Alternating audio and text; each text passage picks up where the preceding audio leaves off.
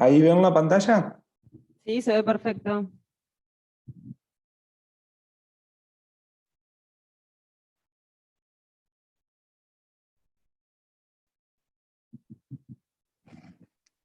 ¿El mouse se ve o no? Sí, también. Sí, Bien. sí. Díganme ustedes cuando quieran. Empezá nomás, Ariel. Estamos todos acá. Bueno, buenas tardes a todos. Mi nombre es Ariel Albano. Yo soy médico del servicio de UCIP del Hospital Alasia. Algunos me conocen, otros no. Ya nos vamos, a los que no, ya nos vamos a conocer en alguna de las guardias. Bueno, el tema de hoy, yo ya le había mandado bibliografía, que por ahí Romina ya se las pasó. Era ver dentro de esta enfermedad llamada asma, la parte que sería las crisis asmáticas o las exacerbaciones asmáticas, como pueden encontrar en la bibliografía.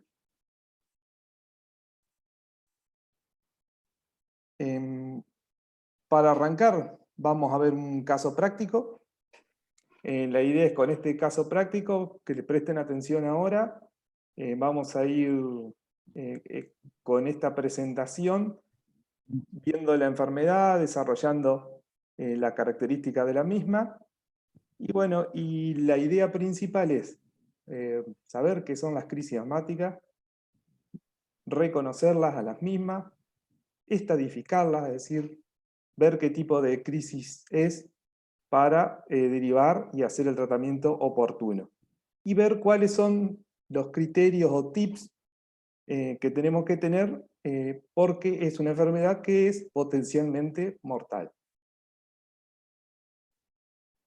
Caso clínico, un caso típico de nuestro medio, paciente de 7 años de edad, con antecedente de 2 internaciones en el último año por cuadro respiratorio, que comenzó hace 3 días con tos seca, que no es productiva. El día de ayer persiste la tos, agrega fiebre por la noche y en el día de la fecha, dificultad para respirar. En este contexto, el paciente consulta a la guardia.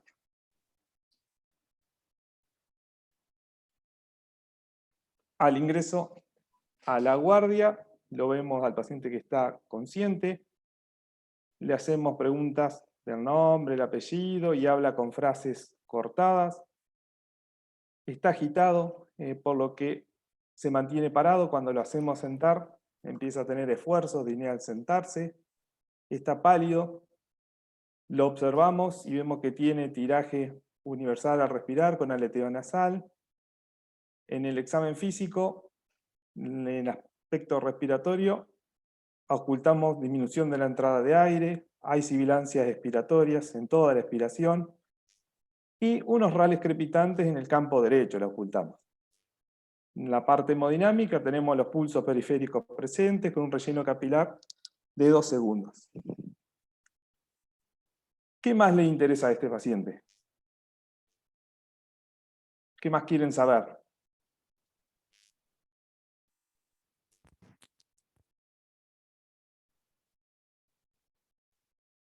¿Me están escuchando? Ahí está.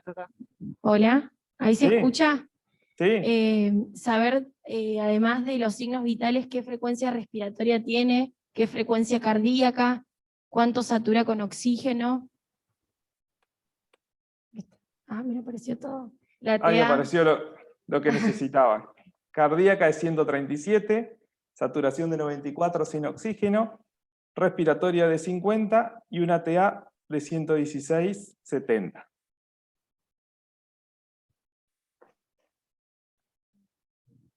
¿Estamos? Sí, también por ahí saber si recibió alguna medicación en la casa, digamos, hizo algún Sin ningún tipo de tratamiento de medicación. rescate. Sin ningún rescate, sin ningún tipo de medicación. Ustedes sí tienen que identificar este problema. ¿Cómo lo identifican?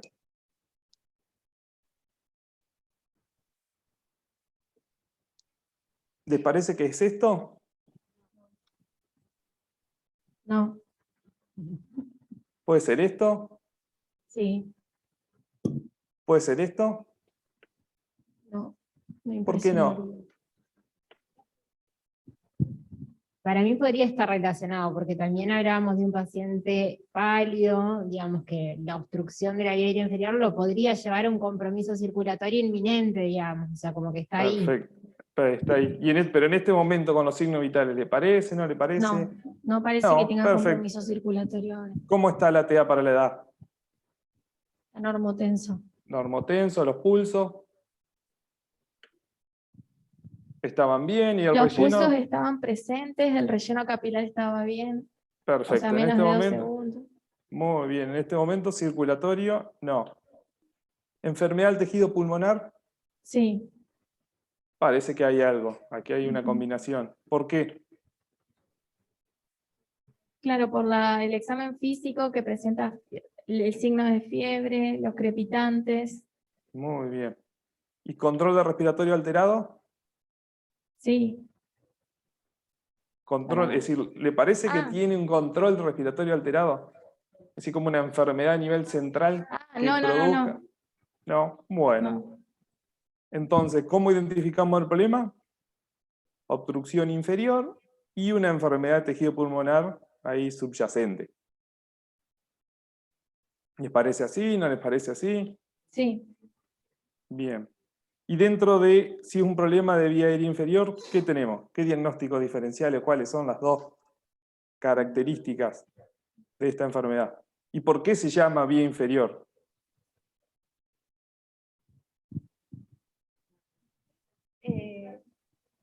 Bueno, el primero que por ahí se nos ocurre es una crisis asmática. Sí, perfecto. ¿Pero por qué vía inferior? ¿A qué se llama vía aérea inferior? El compromiso de lo que es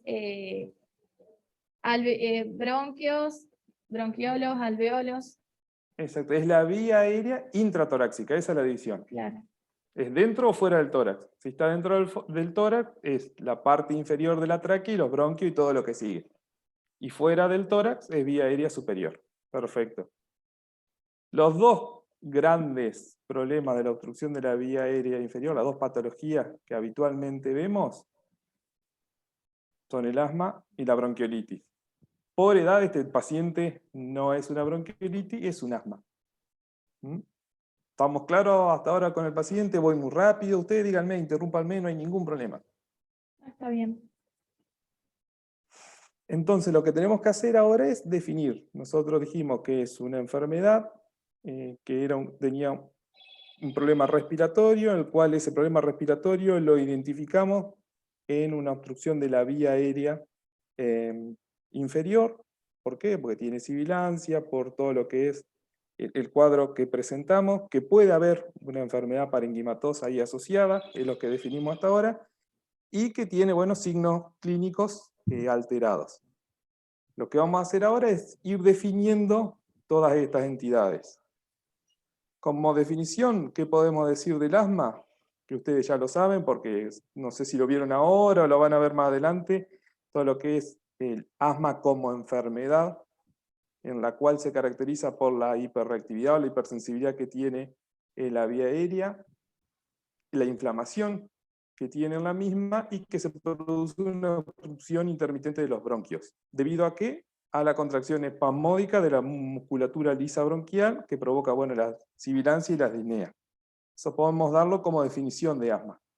Igual, la idea ahora es ir definiendo lo que es el estado asmático o lo que vimos exacerbación asmática o crisis asmática, que es dentro del asma un incremento súbito y un agravamiento continuo del asma, que se caracteriza por lo que vimos en el paciente, que tenga disnea y que finalmente pueda llegar a colapsarse todo ese sistema respiratorio. Y lo que tiene este cuadro es que puede ser potencialmente mortal y que a veces no tiene tan buena respuesta al tratamiento convencional. Y si uno se pone a ver, siempre hay condiciones necesarias para este diagnóstico del estado asmático.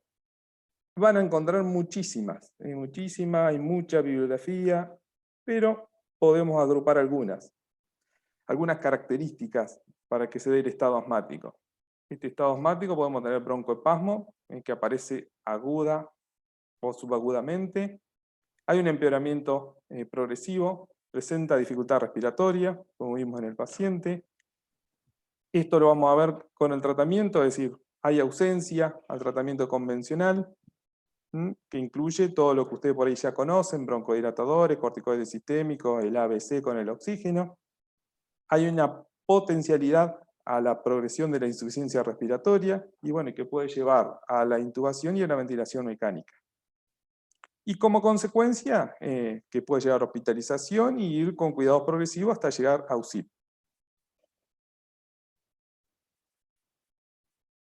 Hablando de números, las crisis asmáticas suponen alrededor del 5% de los motivos de consultas en las guardias y alcanzan porcentajes de un 15% durante los meses otoñales, otoño y primavera principalmente. 15% de estos pacientes necesita ingreso hospitalario y se estima que las exacerbaciones, miren el costo que tiene, 80% de los costos directos del asma se asocian a estas crisis asmáticas o exacerbaciones o estados asmáticos. Y el ingreso a UCI lo que hace, y lo antecedente, bueno, al tener un paro cardiorrespiratorio, es que la mortalidad, que habitualmente ronda el 1 o 2%, de acuerdo a las bibliografías, se incrementen al 8,3 y al 24,7 respectivamente. Y en la Argentina, lo que dijimos recién, 1 o 2% según las series.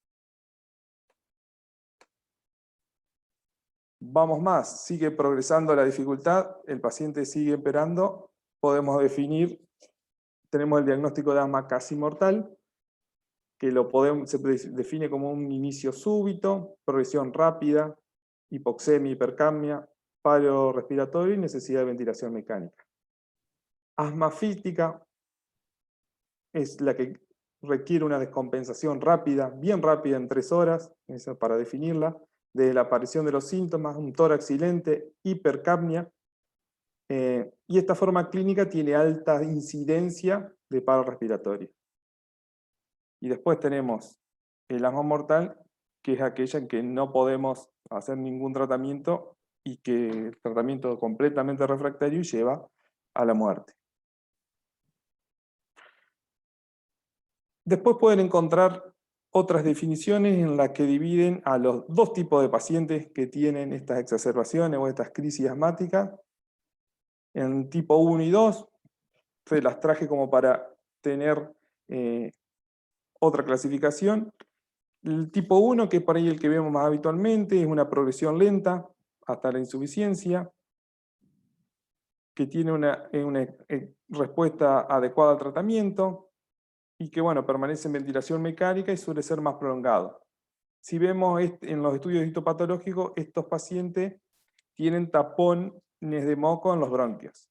Y el tipo 2, que es un tipo más de broncoespasmo, bien reactiva, que es la que vimos, o podemos clasificarla a la anterior como la asfíctica, que empieza súbito y rápidamente, progresa violentamente, afecta bueno, más a la raza negra, y la respuesta, lo que tiene a diferencia de la anterior, es que suele tener una respuesta rápida y adecuada y requiere poco tiempo de ventilación mecánica. El patrón que predomina histopatológico es de broncoespasmo sin mocos en la vía aérea. Es un patrón más reactivo, no tan inflamatorio como el tipo 1.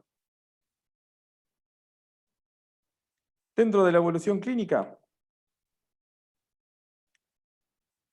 hay algunos factores de riesgo que tenemos que tener en cuenta cuando ingresamos a este tipo de paciente, que hay unos criterios que se llaman criterios mayores, tenemos otros menores, y otros criterios que también se suelen asociar de acuerdo a los trabajos científicos que hay circulando, y que estos criterios elevan el porcentaje de progresar hasta un estado asmático grave. Dentro de esos criterios, historia reciente de asma crónica mal controlada. Este paciente, ¿qué les pareció? ¿Puede controlar? ¿Se controló bien? ¿No se controló nada? ¿Se controló mal? En la anamnesis, o lo que vieron del relato del paciente, el mismo había tenido 2 internaciones por cuadro de broncoespasmo, por cuadro respiratorio, que asumimos broncoespasmo y que, por lo que dice el caso, no ha tenido ninguna medicación ni seguimiento. Incremento de las disneas de las sibilancias, recibimos el paciente, comenzamos a hacer el tratamiento, va teniendo escasa o poca respuesta, eso también es un criterio mayor para sufrir un estado asmático grave. Uso frecuente de broncodilatadores, pacientes que son asmáticos crónicos, mal controlados y que empiezan a usar cada vez más con mayor dependencia de broncodilatadores cuando presentan una dificultad o una crisis asmática, es un factor de riesgo para sufrir un estado asmático grave. Incrementos en la variabilidad diurna del pico de flujo expiratorio, eso bueno, sí podemos medirlo. Y tener 3 o más de los siguientes síntomas. Por ejemplo, síntomas diurnos, más de 2 veces por semana, limitación física, síntomas nocturnos o despertar, necesidad de tratamiento aliviador, más de 2 veces por semana, pico de flujo expiratorio, FEV1 del 80% del esperado, o mejor personal. Y tener una historia de un asma casi mortal previamente. O también historia de ingreso a UCIP, historia de todo lo que pasa en UCIP, intubación, ventilación, historia de reanimación cardiopulmonar, que esto vimos que incrementan la mortalidad de estos cuadros. Criterios menores que podemos mencionar para sufrir estado asmático grave: asma no alérgica, exposición a alergenos de mascota en personas sensibilizadas, asma inducida por aspirina o AINE, asma precipitada por el ejercicio, factores genéticos, asma inducida por cocaína o heroína. Y otros factores,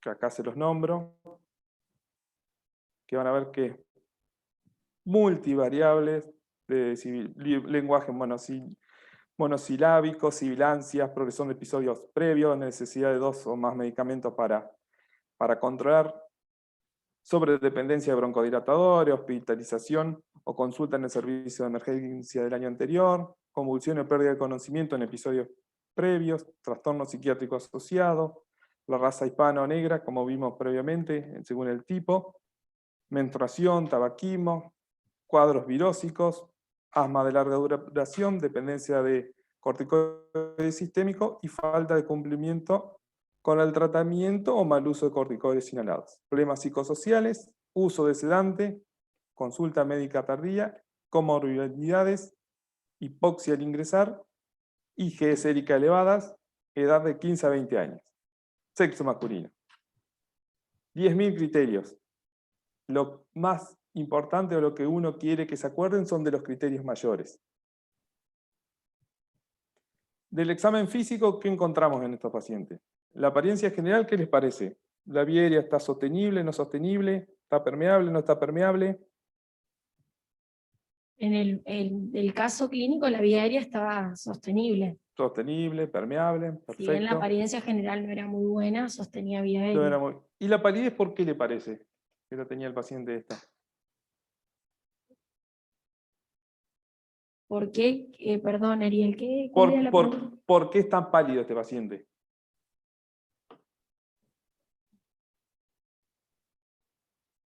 Habitualmente estos pacientes tienen toda una liberación del sistema adrenérgico. Por eso lo vamos a encontrar bien pálidos a estos pacientes. Es una característica de la mayoría de los pacientes que ingresan con estas crisis asmáticas. Signos vitales: la fiebre, como ustedes ya bien dijeron y analizaron, puede asociarse a un proceso infeccioso. Taquipnea y taquicardia tenía el paciente, sí. La bradicardia y bradipnea son síntomas tardíos y ominosos. Después van a ver que les dejo resaltados algunos síntomas y signos vitales que ustedes me van a decir qué les parece o qué pueden predecir. Pulso paradójico. ¿Saben qué es el pulso paradójico?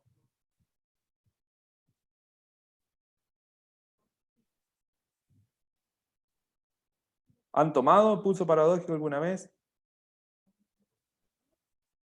No, ¿No? ¿Y alguien sabe qué es? ¿Qué pasa en la inspiración? Hola. Hola.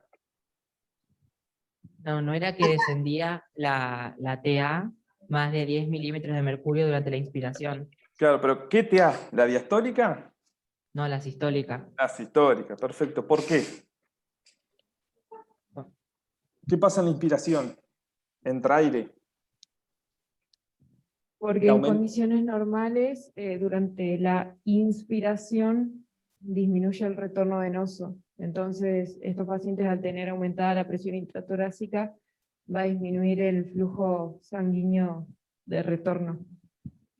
Eso por un lado, pero por otro lado, y es lo que pasa en el pulso paradójico, lo que disminuye es el volumen o el gasto cardíaco izquierdo al aumentar la presión intraabdominal.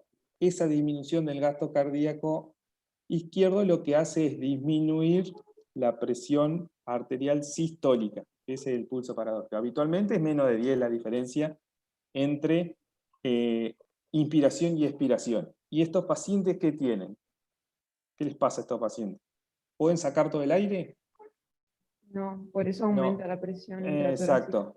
Tienen mayor presión intratorácica, entonces hay mayor delta, diríamos, entre la presión sistólica Y la diastólica. y no, entre la presión sistólica, diríamos, inspiratoria y la presión sistólica expiratoria. Ese es el pulso paradójico. Es la diferencia de la presión sistólica entre inspiración y expiración, que ustedes van a ver de acuerdo al delta que tengan, más de 10, de 10 a 20, más de 20, más de 40, se van a clasificar en el tipo de crisis que tenemos, una crisis leve, moderada o severa. ¿Quedó claro del pulso? Sí. Al examen respiratorio, ¿qué podemos encontrar? Lo que vimos en este paciente. Tenemos las sibilancias, que bueno, ahí las vamos a clasificar si son inspiratorias, expiratorias, en los dos ciclos, o si tenemos un tórax silente, que eso es ausencia de ruidos aéreos. Si hay jadeo, es decir, una expiración difícil, ruidosa y prolongada, el aleteo nasal que tenía este paciente, si hay dificultad para hablar o llorar, taquipnea, las retracciones severas. ¿Qué músculo lo considerarían como patognomónico de una retracción severa? Subcostales, intercostales. Y Cuando tiene retracción El- severa el del esternocleidomastoideo, exactamente, del esternocleidomastoideo, es patognomónico de enfermedad severa, de dificultad respiratoria severa. Movimiento tóraco-abdominal paradójico, ¿eso han visto? El año pasado no, el anteaño, el que se acuerda. Y un ¿Han visto montón. un montón? ¿En qué pacientes se da más? Y sobre todo en los lactantes. En los lactantes uno lo ve mucho más frecuentemente que por ahí en estos pacientes asmáticos son más grandes. Pero fíjense que está resaltado en amarillo. Saturación, que suele descender y puede ir por debajo del 92%. Hipotensión. ¿Por qué se da la hipotensión? Por eso que ya me explicaron antes. Un tema de precarga, poscarga, aumento de la presión intraabdominal, que disminuye el retorno venoso, que disminuye el gasto cardíaco izquierdo, y eso puede llevar a la hipotensión. Además que estos pacientes habitualmente, por la respiración que tienen, por la dificultad, aumento de la frecuencia y la baja ingesta de líquido, también llegan algunos con un grado de deshidratación. Alteraciones de la conciencia. ¿Por qué le parece alteración de la conciencia? por ¿Qué pasa hipoxia. con los...? Puede ser por la Exacto. hipoxia. Exacto, muy bien. Empiezan a tener disminución del intercambio alveolar, exacto, y presentan con estas variabilidades en el estado ácido base las alteraciones de la conciencia. Y si el paciente lo ven con ciagnosis, acuérdense que es un signo ya tardío. Los pacientes pediátricos con cianosis en crisis asmática ya es un signo tardío. Lo que ven resaltado en amarillo, ¿qué les parece? Hay una entidad que se llama cría. Bien. ¿Alguien me puede decir qué es? Y es cuando ya hay una, o sea, la sigla es claudicación respiratoria inminente, y cuando ya el Sí. paciente no tiene más recursos o agotó todos Exactamente. los recursos para poder respirar por sus Exacto, como propios agotó medios. recursos, Y ¿qué una pasó? condición, digamos, una alteración en los gases arteriales que lo está llevando a la insuficiencia respiratoria. Sí, ya está seguramente en insuficiencia respiratoria, pero como agotó recursos, fíjense, de la taquipnea pasa a la bradipnea, de la taquicardia pasa a la bradicardia. ¿Mm? Ya hay movimiento toracoabdominal paradójico, no le alcanza a todos los músculos respiratorios, hace fuerza con el abdomen, no le entra nada de aire y ya empieza a tener alteraciones de la conciencia. Estos signos acuérdenselo, porque si lo tienen un paciente que está en cría y que tienen que actuar rápidamente. ¿Eh? Esto ya es más que una urgencia, es una emergencia. Este paciente no pueden perder ni un segundo. Y ahora vamos a lo que por ahí a ustedes les gusta. Están con este paciente en la guardia y bueno, a ver, ¿qué hacemos? ¿Cómo lo catalogamos a este paciente? Hay varios scores. Yo acá les puse dos de los más usados. El de Hood-Down, que después lo modificó Ferrés, que es un score que nació para bronquiolitis y que se usa en asma. Hay otro score que es pulmonar, y después está el score que todos habitualmente hemos usado en todas las guardias, que es el score del China adaptado, que están en todas las pautas de la SAP.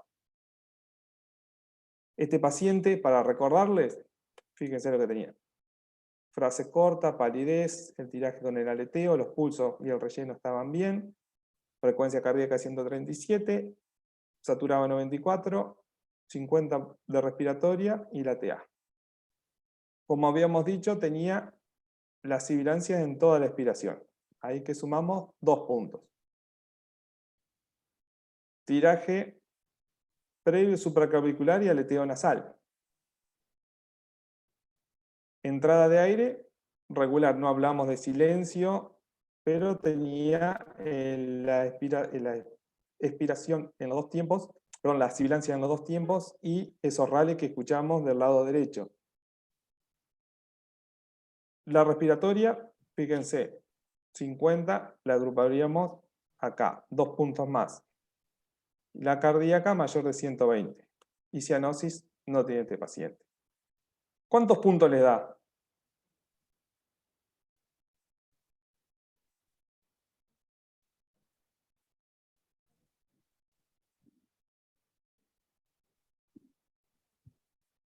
Ocho. 8, perfecto. Acá dice bronquiolitis, pero también es compatible para asma. Sería una crisis ahí, es moderada a severa, severa. La podríamos decir como una crisis severa. ¿Lo entienden? ¿Dudas? ¿Consultas? Sigamos.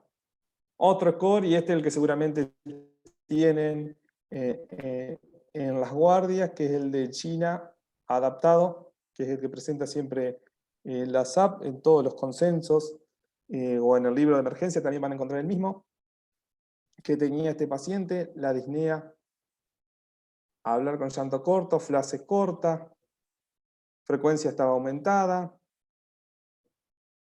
uso de músculo acetorio sí todos, con el aleteo nasal, movimientos del cría, fíjense que dijimos antes, toracoabdominal paradojales no vimos, miren aquí están los otros que nombramos, el silencio, la bradicardia, y bueno, el pulso paradojal que en el paciente no está tomado.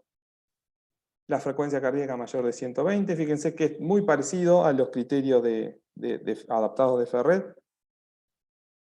Este incluye la saturación, 91-95%, que es lo que saturaba este paciente, la conciencia está normal. ¿Y acá cómo lo agruparíamos? ¿Qué le parece a ustedes? Tiene más de moderada, pero también la otra lo clasificaba como grave, un moderado grave. Un paciente que está ahí al límite entre el moderado y el grave.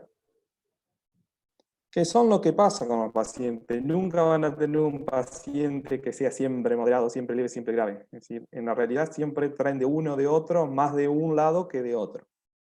Importante, este paciente, ¿está en cría? No. No, perfecto.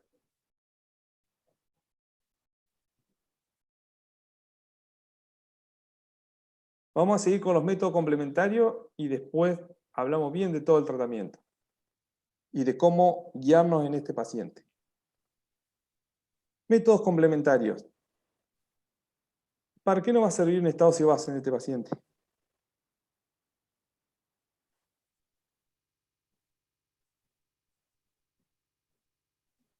Lo que queremos ver con el estado C-base principalmente es la gasometría, para ver si el paciente, porque para definir insuficiencia respiratoria tenemos algunos aspectos, características clínicas, pero lo que nos va a definir la insuficiencia es la gasometría. ¿De acuerdo? Si es de tipo 1, tipo 2 o mixta.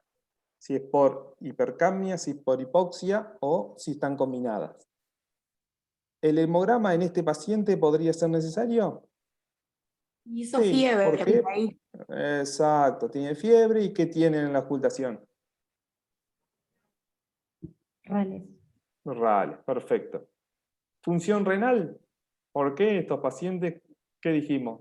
Suelen estar con bajo Vienen con un- hipoporte, exacto, muchas pérdidas por la respiración, entonces pueden tener alguna alteración renal, igual que la glucemia, para ver cómo está el estado de la misma, para ver si no están en hipoglucemia por todo el gasto que tienen muscular.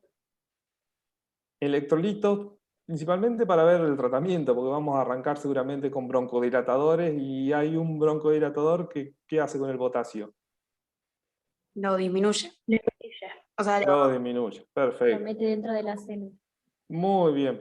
¿Y cuál es el broncodilatador? Salbutamol. El salbutamol. Muy bien, perfecto. Y los reactantes de fase aguda por lo mismo que dijimos del hemograma, para ver si es un cuadro infeccioso que esté concomitante y que haya desencadenado este cuadro.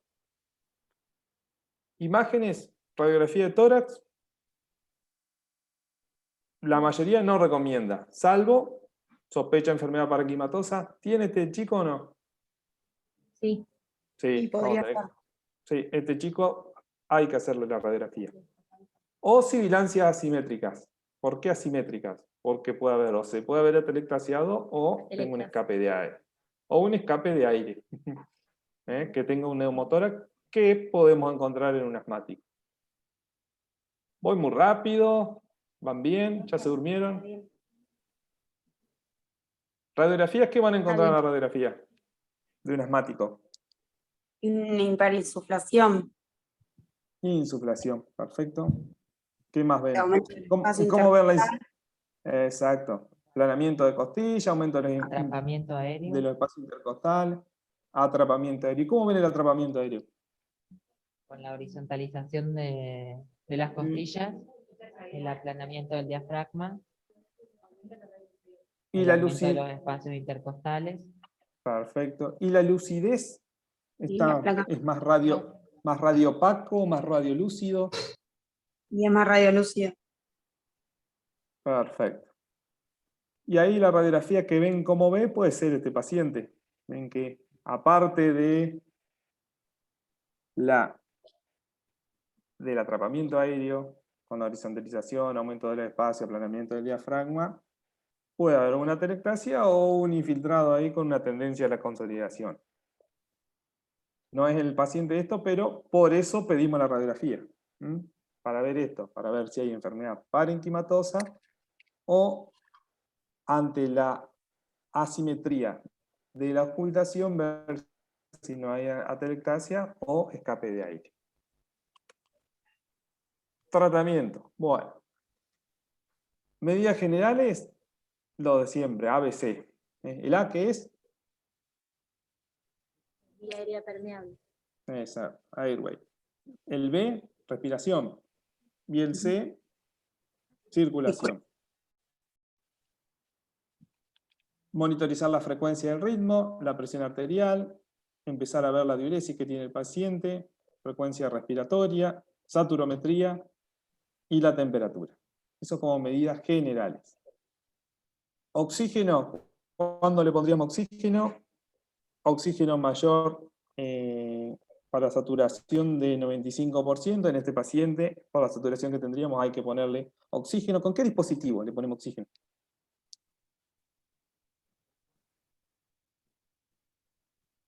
¿Cánula nasal? Eh,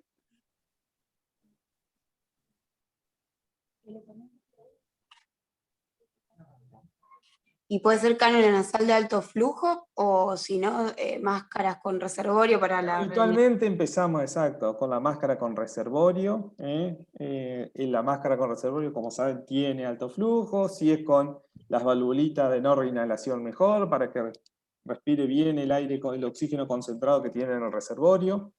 Tenemos que lograr esa saturación de 95. La idea es no llegar a 100%. Y hay un par de trabajos que dicen que si mantenemos una saturación entre 90 y 93%, se asocia a mejores desenlaces fisiológicos. Igual, lo que nosotros no buscamos es el 95, no buscamos el 100, el 98, buscamos que con la mínima cantidad de oxígeno necesaria sature más de 95.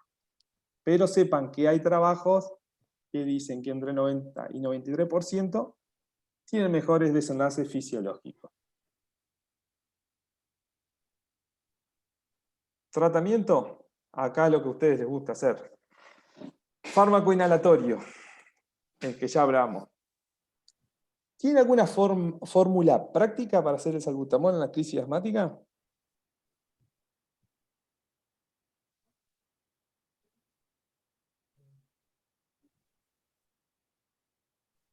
No. ¿O sí, alguna fórmula práctica? ¿Peso dividido qué? 1 cada tanto. Hay una fórmula práctica que es el peso dividido 3. Fíjense la dosis que le hacemos y con un máximo de 10 disparos. Eso es para el salbutamol inhalado con la aerocámara. Uno le puede hacer peso dividido 3, esa es la dosis que se le hace por dosis. Si le tenemos que hacer, pesa 10 kilos, dividido 3, le hacemos 3 disparos cada 20 minutos durante 1 hora. Eso sería una fórmula práctica y van a ver que no nos pasamos de todo lo que dice la bibliografía. Y después están las dosis de las nebulizaciones. ¿Qué usan más, nebulizaciones o aerosoles? Aerosol. Aerosol. Sí, habitualmente en las guardias es de mejor acceso, son más fáciles, pero a diferencia de la nebulización, en la nebulización le estamos dando oxígeno, porque hacemos con oxígeno habitualmente. Lo que tiene que el PAF uno lo hace y después le coloca el oxígeno al flujo que uno lo tenía. La dosis, dijimos, el aerosol máximo, 1 miligramo por dosis, peso dividido 3, de 4 a 10 disparos, es lo que se usa habitualmente. Nebulizaciones de 0,15 miligramos kilo, que es la que nosotros usamos, ¿cuánto es? Media gota o 1 gota por nebulización, 2 a 5 mililitros de solución fisiológica salina al 0,9%. ¿Usan nebu continua? ¿Han usado nebu continua? No. Nunca han usado nebu continua. Habitualmente no, habitualmente se usa el salbutamol, ya sea nebulización o PAF. Cuando ya pasa a otro estadio, por ahí en terapia, en otros lugares, sí usamos nebu continua, de 0,5 a 1 miligramos kilo hora. Eso se va diluyendo y se va preparando. Eso en los chicos, o 10 miligramos hora, en los chicos que tienen 5 a 10 días, de 10 kilos, perdón, 10 a 20 miligramos por hora en los que tienen de 10 a 20 kilos, y 10 a 30 miligramos por hora en los que tienen 20 a 30 kilos. Y si pesan más de 30, máximo 45 miligramos por hora. ¿Qué buscamos con el salbutamol? Broncodilatación. Perfecto. Si el salbutamol podemos asociarlo con algo más y tiene mejor efecto broncodilatador, ¿con otro fármaco inhalatorio? Sí, con hipratropio.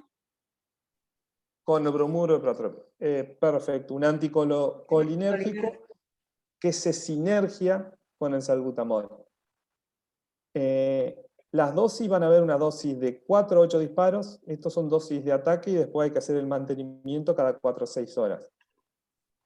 Son un puff, 20 microgramos, se hace cada 20 minutos junto con la serie del salbutamol y se continúa según necesidad cada 4 a 6 horas. También viene nebulizado. Menor de 20 kilos, 0,25 miligramos, que son 20 gotas, y más de 20 kilos, 0,5 miligramos, que son 40 gotas. ¿Qué más se le ocurre que podemos usar inhalatorio? Hay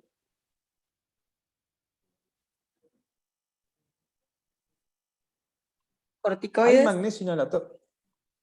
Corticoides, no está descrito que sirvan. No es para la ¿Se crisis puede aguda. usar? Exacto, para crisis aguda no. ¿Magnesio inhalatorio hay?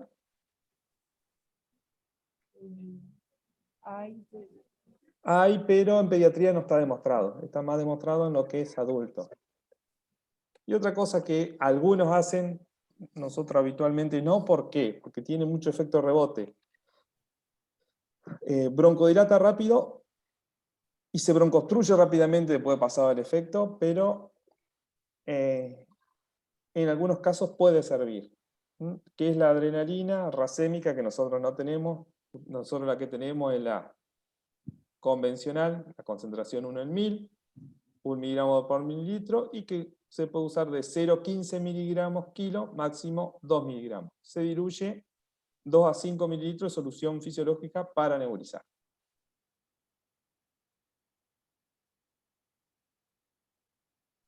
Ese es todo el arsenal que tenemos de aerosoles. Sistémicos, ya me nombraron. ¿Qué tenemos para hacer? Los corticoides. ¿Cuáles usan ustedes habitualmente? Hidrocortisona. La hidro. Perfecto. ¿Hidrocortisona a esas dosis o usan dosis más baja? O según la A crisis, 5. a 5, a 10. Si es leve, usan a 5 a 10. Si es leve, Antes algunos dicen. usábamos primero una carga de 15 miligramos kilo y la dejábamos a 5 miligramos kilo día después de mantenimiento, pero después, digamos, quedamos con 5 miligramos kilo dosis. Perfecto, de 5 a 10 kilodosis. Algunos, van a ver algunos artículos que hablan de usar hidro a menor dosis cuando es una crisis leve o bueno, cuando es moderada y demás.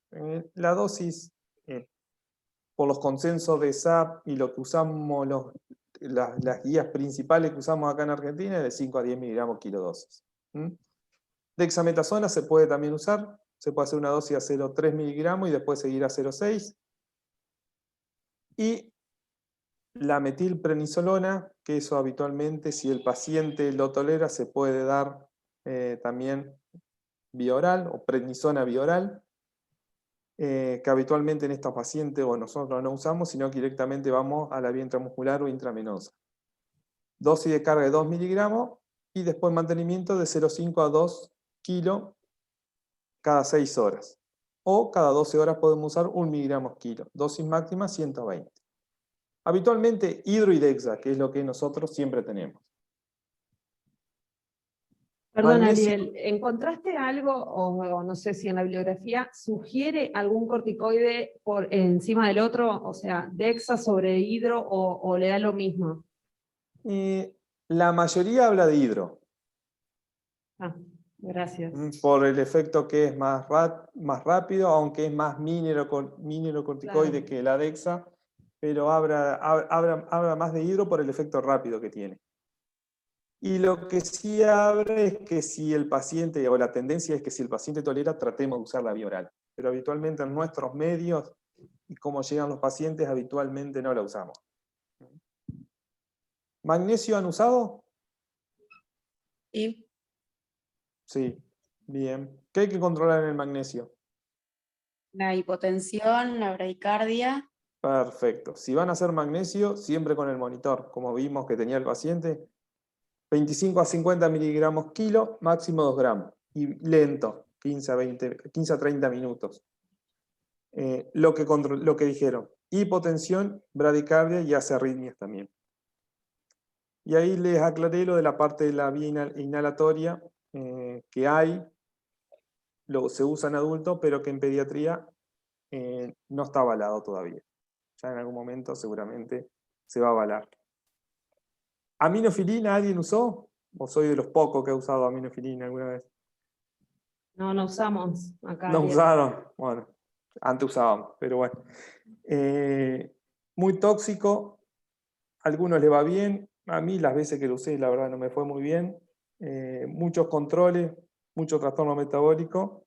Está descrito que se puede llegar a usar, van a encontrar algún artículo, pero la idea es corticoide, magnesio y nada más por ahora dentro de los sistémicos. Bueno, una vez que ya vimos cómo clasificar el paciente, qué arsenal terapéutico tenemos, nos llega el paciente. Este paciente, este es un algoritmo interesante que aparece en los archivos españoles de pediatría, en algunos consensos que ellos tienen y que usan, vean ahí arriba, lo que se llama TEP. El triángulo de evaluación pediátrica. Exacto, perfecto. El triángulo de evaluación pediátrica, usado mucho por los canadienses principalmente, con mucho trabajo que lo avalan.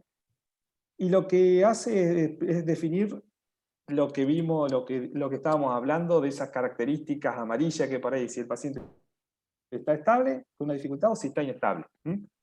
Ellos los clasifican de acuerdo, alguien lo nombró, ahí más o menos conocen, grado 1, 2, 3, 4, y de acuerdo a eso la gravedad y el tiempo que tenemos para la atención del paciente. De acuerdo a eso, este paciente, ¿dónde lo englobarían? ¿El paciente está estable o está inestable? Estable en el momento de Del ingreso está estable, exacto. ingreso estable. ¿Da para preguntar, ahí como dice, una breve entrevista con los padres, los cuidadores? Sí. Sí, da para preguntar. Y mientras tanto lo vamos monitorizando como se hizo. Empezamos a medir la frecuencia respiratoria, la saturación. Lo clasificamos en un nivel de gravedad, que es lo que hicimos con el score. ¿Qué hicimos con el score? Es decir, bueno, es un moderado grave, es decir, lo trajimos acá. Hicimos el ABC, como ponemos oxígeno, dijimos la vía aérea está permeable, hicimos el examen físico, determinamos, bueno, dijimos este es un cuadro de dificultad respiratoria por una obstrucción respiratoria baja que seguramente, como ustedes dijeron, tiene asociado algún cuadro parenquimatoso, porque tenía fiebre y tiene esos rales que no son típicos del asma. Cuando es moderado, ¿qué hacemos? Oxígeno, arrancamos con el salbutamol, que es lo que ustedes, lo que ya estuvimos hablando, asociarlo con el bromuro. Acá ven, habla de corticoide oral, lo que nosotros haríamos, que es... ¿Qué corticoides? Endovenoso. Exacto. ¿Y a cuánto? Que ustedes me dijeron recién. A 5 miligramos kilo. Perfecto, hacemos O eso. sea, 10 en este caso también. O podemos subir a 10. Exacto, posicionamos al paciente, vemos el ABC, le ponemos el oxígeno, monitorizamos y arrancamos con los terapéutica inhalatoria, salbutamol e hipertropio. El paciente pesa 20 kilos. ¿Cuántos disparos de salbutamol le hacen? De 4 a 6 se podría hacer, según la... Exacto, 6 disparos. ¿Cada cuánto? Cada 20 minutos, Vamos a por hacer una cada hora. 20 minutos, claro. ¿Por cuánto tiempo? Una hora. Una hora. ¿Asociado a qué otro aerosol? Agromuro. Perfecto. ¿Cuántos disparos? 4 a 6. Exacto. ¿Y qué más le hicimos? Le pusimos oxígeno. ¿Sí? ¿Y endovenoso qué le hicieron? Hidrocortisona, a 5 por kilo. ¿Cuánto? Perfecto. ¿Cuánto tiempo dijimos? Una hora. Después de esa hora, ¿qué hacemos con el paciente? Lo revaloramos otra vez. Ajá. ¿Mm? ¿Qué pasó con este paciente? El paciente persiste con 120 de cardíaca ahora, bajó la cardíaca, la respiratoria bajó a 40, a la ocultación sigue con expiración prolongada, con sibilancias expiratorias nada más, siguen apareciendo los rales, y la mecánica respiratoria vemos que mejoró el aleteo nasal, pero sigue con tiraje universal. ¿Cómo seguimos? Satura 95 con oxígeno, con máscara con reservorio a 10 litros. En realidad el paciente creo que respondió al tratamiento inicial, pero que hay que dejar, no sé por qué hacerlo. Hay que dejar un tratamiento de mantenimiento y también evaluar otras causas asociadas, porque era un paciente que estaba febril, bueno, que teníamos pendiente ver la radiografía de tórax y un laboratorio, como para ver si por ahí... Sí, ¿les parece Para ver si dejarlo así? necesita ¿Volver tratamiento. a repetir el tratamiento? Y podemos también repetir la salva. Repetir la Podemos salva y seguir. bueno, evaluar, digamos, si Repetirla. requiere o no sulfato de magnesio. Exacto. ¿Y la salva esa sigue con salbutamol, con hipertropia y salbutamol? Dos. Sí, o sea, puede hacerse con los dos. Puede ser con los dos. Sí, principalmente, ¿se acuerdan que es hacer el hipertropia? Habitualmente lo usamos en la primer salva y después ya lo dejamos de mantenimiento. El salbutamol sí, seguimos haciendo. ¿Y qué más le harían a este paciente? ¿Le sacaría una radiografía? Sí. Sí. Laboratorio, bueno, evaluar el ácido base y también el hemograma para evaluar si le ponemos un antibiótico. Bueno, no sé qué. Perfecto. ¿Por qué le pondría un antibiótico? ¿Cómo, perdón? ¿Por qué le pondría un antibiótico? No, evaluar en el contexto de que hizo fiebre y si bien Sí. parece la Este clínica paciente, clara si una... tiene un infiltrado, una consolidación, se le va a poner antibiótico.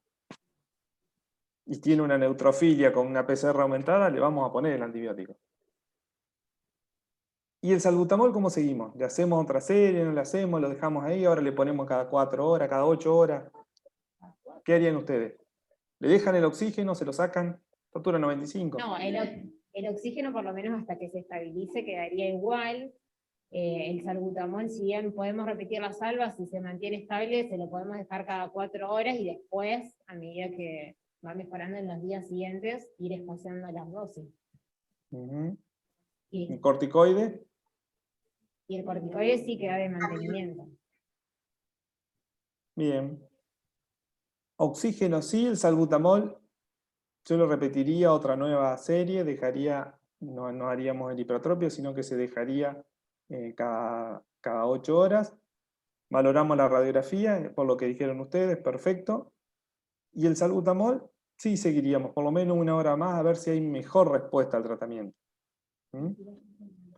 Si hay mejor respuesta, es decir, si dentro de 1 hora lo volvemos a revalorar, que tiene 110 de cardíaca, 25 de frecuencia respiratoria, sigue con sibilancias, satura 98% y tiene tiraje subcostal bajo, ¿qué hacemos? Es un paciente que respondió y yo mantendría las mismas conductas por ahora. Perfecto, exacto. ¿Puede empeorar el paciente? Sí, obvio. Sí, igual con esta respuesta al tratamiento es poco probable Es que... menos probable, pero Exacto. En cambio, si el paciente, después del primer tratamiento que le hicimos, empieza a bajar la frecuencia cardíaca, en vez de tener 137, tiene 80, tiene, en vez de 50 respiratorias, 22 respiratorias, vemos que el paciente está cansado, que se empieza a dormir, que empieza a tener mayor esfuerzo con la panza. ¿Qué pasa con este paciente? Y ahí ya estaríamos pensando en un fallo inminente, en una cría, y bueno, tendríamos que por ahí hacer otro tratamiento, ir a sulfato de magnesio y bueno, ir evaluando pasar a terapia. Perfecto. ¿Se demoran con el sulfato de magnesio o con la bradicardia y la bradipnea inminente? no, yo no pasaría. Lo pasaríamos a terapia. O sea, si le vas a hacer magnesio en esas condiciones, tiene que estar en una unidad de cuidados intensivos. Sí, está justo de guardia en un sanatorio y no tiene el sanatorio de terapia intensiva. No, es un paciente que... Para hacerlo, podés probar a hacerlo si tenés los conocimientos o si tenés como soporte también para poder actuar si hace algún paro respiratorio o cardiorrespiratorio, porque es un paciente que está claudicando su respiratoria. Y si tiene la bradicardia y encima le vas a hacer magnesio, que responda va a ser medio raro. Va a ser medio Yo raro. magnesio Entonces, no le hago, sería un paciente que derivaría urgente a un lugar con terapia intensiva. sí, la obra social dice que no le consigue rápido la ambulancia. Tienen un lío ahí en mesa de entrada y ni saben qué obra social tiene. Y la ambulancia del sanatorio donde están se fue a trasladar un neonato. Y tenés que preparar para hacer asegurarte la vía aérea, o sea, hacer una intubación electiva, pero bueno, tenés que estar entrenado también y mantenerlo hasta que te lo acepten en algún lugar con los recursos que tengas, pero un paciente que no puede, o sea, que se está agotando y fatigando, o sea, que el paro respiratorio ya está siendo inminente en los próximos minutos. Exacto. ¿Y vamos a dejar que se pare? Y no, por eso. Podemos apoyarlo con la máscara o directamente... Sí, o haces un BNI o directamente No, BNI no, este paciente hay que no intubarlo. podés. Eso les puede pasar, por eso tienen que estar atentos a todo esto, a lo que es la bradicardia, la bradipnea, la forma en la que respira y el estado de conciencia del paciente. Si el paciente empieza el tratamiento y desmejora, hay un momento en el que tienen que actuar, y que esto lo van a ver también hay otro algoritmo que está en el libro de emergencia ahí de la SAP, que dice que cuando el paciente está en cría, tienen que valorar la secuencia rápida de intubación.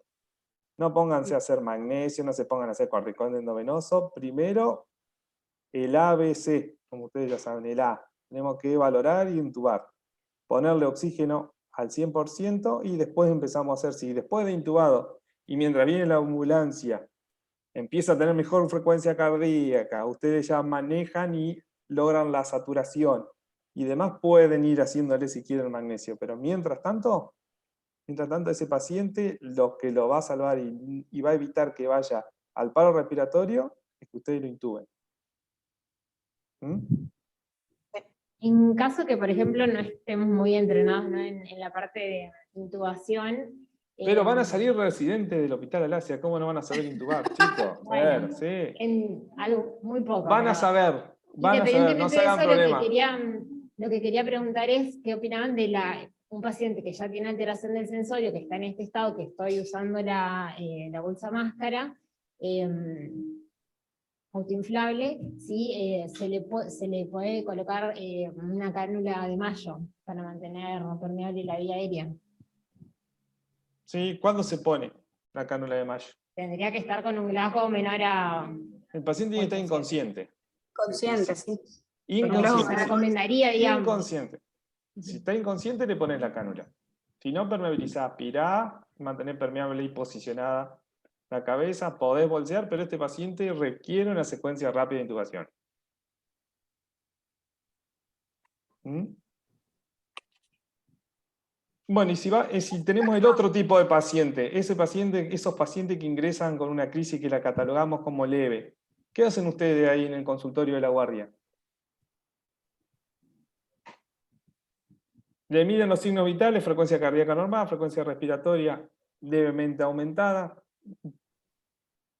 Y ahí podés probar a hacer una serie de salbutamol nebulizable o PAF y lo revalorás a la hora.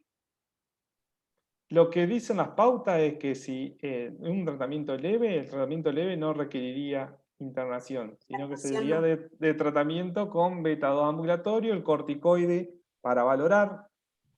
La mayoría, o lo que hemos hecho muchas guardias, en las crisis leves le ponemos corticoide, no vamos a mentir, le damos el salbutamol, le ponemos corticoide y control clínico, con las pautas de alarma. Bueno. ¿Alguna duda, preguntas? Ariel, una pregunta. En el caso que tenemos que hacer una secuencia rápida de intubación, en ese caso, y el paciente no es tan inconsciente, sí, somnoliento, ¿qué hacemos con la sedación? ¿La evitamos No, secuencia de intubación rápida en este paciente, ¿qué van a usar? ¿O qué usan habitualmente? Ketamina, Ketamina. ¿Por qué usarían ketamina en este paciente? porque es broncodilatador. Perfecto. ¿Y con qué más lo pueden asociar a la ketamina? ¿O con qué la Ketamina como, asocian? claro, como analgésico, midazolam como sedante y después Exacto, una un benzodiazepina. bloqueante una vez que Bloqueantes, veas la vía aérea. siempre arranquen con la benzodiazepina, sigan con la ketamina, evalúen, ya ahí lo están apoyando con la máscara, con reservorio, perdón, con el ambú, con la bolsa, digamos, no la bolsa de anestesista, no esa bolsa, no esta que son autoinflables, máscara adecuada que tiene que cubrir, como ustedes ya saben, la nariz y la boca, que no tenga pérdida de aire, la posición de OCE, es decir, bien posicionada en la cabeza y la vía aérea. Y ahí empiezan con la benzodiazepina, ketamina, si tienen ketamina, si no lo que tengan y lo que ustedes sepan usar. Y después el bloqueante, si no alcanza con esto. Los que por ahí tienen más experiencia usan el bloqueante de entrada, los que con menos experiencia por ahí es preferible usen benzodiazepina, vean con la ketamina y de acuerdo a la respuesta que tengan, usan el bloqueante o no. ¿Mm? Bien, gracias. Bien. De los criterios de internación, que sea una crisis grave, una crisis moderada que por ahí no tiene respuesta al tratamiento o no responde a ese tratamiento inicial, ¿este paciente lo hubiesen internado o no? Sí, El del lo caso hubiésemos nuestro. internado. Sí, a este paciente hay que internarlo. Por más que haya respondido al tratamiento, teniendo una neumonía, como suponemos que tiene, que fue la que desencadenó esta crisis, hay que internarlo. Que empiecen a aparecer complicaciones, que tenga atelectasia, que empiecen con alteración del sensorio, y bueno, lo que siempre tenemos que es el medio familiar socioeconómico desfavorable. Si el paciente viene mejorando, pero tiene antecedente de una exacerbación anterior que fue casi fatal, acuérdense que esto era uno de los criterios mayores para decir, ojo que te puede desarrollar un estado asmático grave. Y para definir USIP, ¿cuándo va a USIP? Si tenemos signos de cría, lo que ustedes dijeron, ese paciente es para terapia, o que un paciente que ustedes ven que no mejora, que está ahí, que no responde al tratamiento, o que le hicieron la radiografía por esa asimetría que tenía y tenía un neumotórax, un neumomediastino y hay enfisema subcutáneo, va a terapia. O los pacientes que tienen alteración de la conciencia. Yo creo que no. Muchas gracias. ¿Dudas, preguntas? Gracias, Ariel. Estuvo buenísima. ¿Hablé mucho? ¿Me fui por las ramas?